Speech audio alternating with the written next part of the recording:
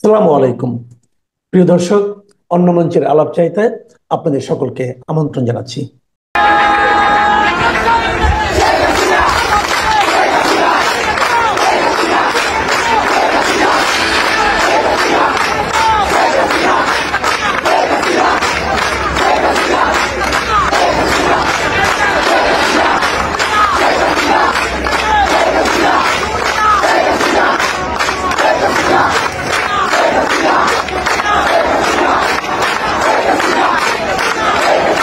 আমার কথা শুনবার জন্য আপনাদের স্বাগত জানাই। বাংলাদেশের রাজনীতিতে আবারও নতুন এক নাটকীয় অস্থিরতা তৈরি হয়েছে জাতীয় পার্টিকে নিষিদ্ধ করবার দাবি নিয়ে। অনেকে প্রথমে ভেবেছিলেন এটি কেবল আওয়ামী লীগের দীর্ঘদিনের দোসর হিসেবে জাপাকে শাস্তি দেবার চেষ্টার অংশ, কিন্তু আসল বিষয়টি এত সরল নয়।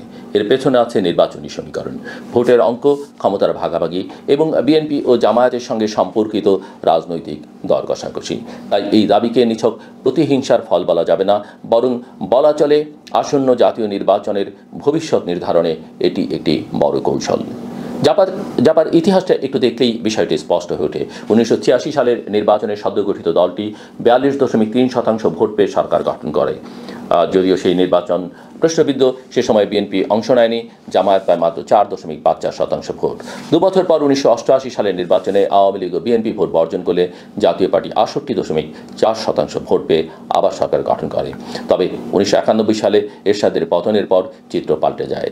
পঞ্চম সংসদ নির্বাচনে জাতীয় পার্টি পায় 11.9% ভোট ও 35টি আসন, জামাত পায় 12.13% ভোট এবং 18টি আসন। বিএনপির সঙ্গে অলিখিত সমঝোতার কারণে জামায়াত আসনে লাভবান হয়। এরপর থেকে জাপার আসন সংখ্যা ও ভোটের হার ক্রমশ কমতে থাকে। 1996 সালের নির্বাচনে জাপার ভোট 16.4%, আসন 32টি। 2001 সালে ইসলামী ঐক্যফ্রন্টের সঙ্গে জোট করে তারা পায় মাত্র 14টি আসন, আর জামায়াত বিএনপির সঙ্গে জোটে সরকারে যায়।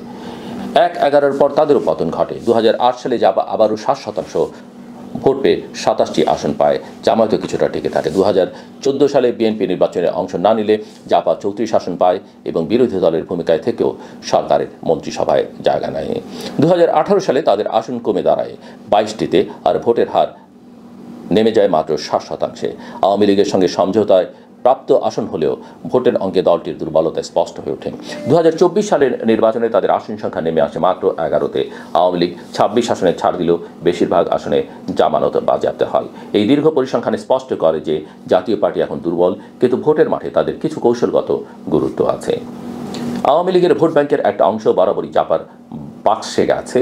যদি আওয়ামী লীগ এবার দুর্বল হয় বা অংশ না নিতে পারে, সেই ভোটগুলো জাপাকে ভাসিয়ে দিতে পারে, আর তখন বিরোধী দল হিসেবে জামায়াত নয়, জাপা সামনে চলে আসতে পারে। বিএনপি এবং জামায়াতের জন্য এটা বিপজ্জনক সম্ভাবনা। তারা চায় জাপাকে নির্বাচনের মাঠ থেকেই নিষিদ্ধ করতে। যদিও বিএনপি ততটা সরব বা প্রকাশ্য নয় এই বিষয়ে, কিন্তু এনসিপি জামায়াত তারা অনেক বেশি প্রকাশ্য। ফলে আওয়ামী লীগের ভোটের অংশ অন্য কারো কাছে না গিয়ে তাদের নিজেদের শিবিরে বা অন্তত নিরপেক্ষ অবস্থায় থাকুক। এই প্রেক্ষাপটে গণ অধিকার পরিষদের ভূমিকা বেশ তাৎপর্যপূর্ণ। সাম্প্রতিক সময়ে তারা ধারাবাহিকভাবে জাপা নিষেধের দাবি তুলছে। কেউ কেউ মনে করছেন এর পেছনে সরকারের গোয়েন্দা সংস্থাগুলো কাজ করছে। তাদের লক্ষ্য জাপাকে বিরোধী দল হিসেবে প্রতিষ্ঠিত করা।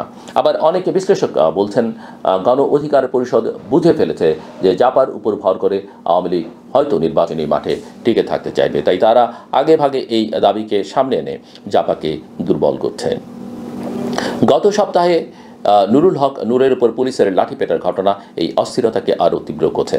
গণ অধিকার পরিষদ ও জাপার মধ্যে সংঘর্ষ, জাপার কার্যালয়ে হামলা ও অগ্নিসংযোগ, এসব মিলে এক ধরনের গুমট পরিস্থিতি তৈরি হয়েছে। বিএনপি মহাসচিব মির্জা ফখরুল ইসলাম আলমগীর সরাসরি বলেছেন, পরিকল্পিতভাবে নির্বাচন ব্যাহত করবার জন্য রাজনৈতিক পরিস্থিতিকে অস্থির করা হচ্ছে। বিশ্লেষকরাও বলছেন যে নির্বাচন কমিশন যখন রোডম্যাপ ঘোষণা করেছে, ঠিক তখনই এসব সহিংস ঘটনা ঘটছে। এটি নিছক কাকতালীয় নয়। প্রশ্ন উঠছে, সরকার এই পরিস্থিতিতে কী ভূমিকা রাখছে? একজন দলের প্রধানকে প্রকাশ্যে লাঠিপেটা করা হয়, অথচ সরকারের ভেতর থেকে কেউ কেউ আবার নিন্দা জানায়, চিকিৎসার দায়িত্ব নয়।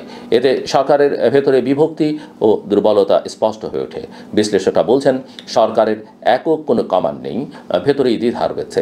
সেনাপ্রধান যদিও আইনশৃঙ্খলা উন্নয়নে সহযোগিতার আশ্বাস দিয়েছেন, কিন্তু বাস্তবে পুলিশ ও সেনারা একযোগে উপস্থিত থেকেও একজন দলীয় নেতাকে মারধর করেছে। এর ফলে সরকারের নিরপেক্ষতা নিয়ে প্রশ্ন উঠেছে।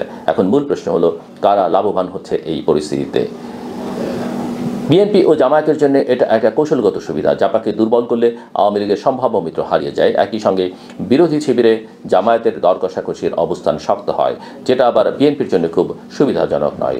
বিএনপির সঙ্গে জামায়াত নানা ইস্যুতে মতভিন্নতা তৈরি করছে, যেমন জুলাই সনদ বা পিআর ইস্যু। এগুলো আসলে রাজনৈতিক চাপ সৃষ্টির অংশ, আর নতুন অস্ত্র হিসেবে এসছে জাপানি শীতের দাবি। এতে আওয়ামী লীগ দুর্বল হয়, আবার বিরোধী শিবিরে জামাত শক্ত হয়। অধ্যাপক মোহাম্মদ ইউনূস বারবার বলেছেন, ফেব্রুয়ারির প্রথম ভাগে নির্বাচন হবে, অন্য কোনো বিকল্প জাতির জন্য ভয়াবহ হবে। কিন্তু দেশে যেভাবে সংঘাত বাড়ছে, নির্বাচনী পরিবেশ তৈরির পথ আরও কঠিন হচ্ছে। চট্টগ্রাম বিশ্ববিদ্যালয়ের শিক্ষার্থী এলাকাবাসীর সংঘাত, রাজশাহী বিশ্ববিদ্যালয় ও ময়মনসিংহ কৃষি বিশ্ববিদ্যালয়ে অস্থিরতা প্রমাণ করছে যে রাজনৈতিক সংকট শিক্ষাঙ্গনেও ছড়িয়ে পড়ছে। এতে জনমনে অনিশ্চয়তা বাড়ছে, নির্বাচন সঠিক সময় হবে কিনা তা নিয়ে প্রশ্ন জোরদার হচ্ছে।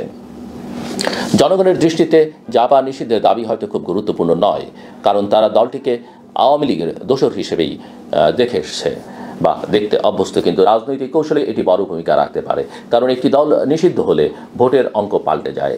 বিএনপি ও জামায়াত চায় আওয়ামী লীগের ভোট বিভক্ত না হয়ে তাদের দিকে আসুক, আর গণ অধিকার পরিষদ এই দাবিকে সামনে এনে রাজনীতিতে নিজেদের ওজন বাড়াচ্ছে। অবশ্য প্রশ্ন আছে, গোয়েন্দা সংস্থা চাইলে কি জাপাকে বিরোধী দল বানাতে পারবে? বিশ্লেষকরা বলছেন, 2024 সালের গণ অভ্যুত্থানের পর গোয়েন্দাদের ভূমিকাও সীমিত। জনগণের অভ্যুত্থান নতুন বাস্তবতা তৈরি করেছে, তাই কেবল গোয়েন্দা সংস্থার ইচ্ছায় জাপা বিরোধী দলে পরিণত হবে না। এখানে ভোটের অঙ্কই আসল কথা। সব মিলিয়ে বাংলাদেশের রাজনীতি আবারও এক গুমোট পরিস্থিতিতে দাঁড়িয়ে আছে। জাপা নিষিদ্ধের দাবি নিছক নীতিগত নয়, এটি নির্বাচনের অঙ্কের অংশ। আওয়ামী লীগের সম্ভাব্য মিত্রকে দুর্বল করবার কৌশল হিসেবে এটি সামনে আনা হয়েছে, আর এর ফলেই সহিংসতা, অস্থিরতা ও অনিশ্চয়তা বেড়ে গেছে। এখন প্রধান চ্যালেঞ্জ হলো কিভাবে এই অস্থিরতা সামাল দিয়ে একটি সুষ্ঠু গ্রহণযোগ্য নির্বাচন আয়োজন করা যায়। বাংলাদেশের জনগণ দীর্ঘদিন ধরে একটি অবাধ নির্বাচনের অপেক্ষায়। বহু বছর ধরে তারা ভোটাধিকার থেকে বঞ্চিত, তাই সব ষড়যন্ত্র, বিভেদ, অস্থিরতার ঊর্ধ্বে ওঠে ফেব্রুয়ারিতেই একটি নির্বাচন আয়োজন এখন জাতির সবচেয়ে বড় প্রত্যাশা। না হলে রাজনৈতিক অচল অবস্থা আরও দীর্ঘায়িত হবে, অর্থনীতিতেও প্রভাব পড়বে, আর জনগণের ক্ষোভ আবারও বিস্ফোরিত হতে পারে। আমার কথা শুনবার জন্য আপনাদের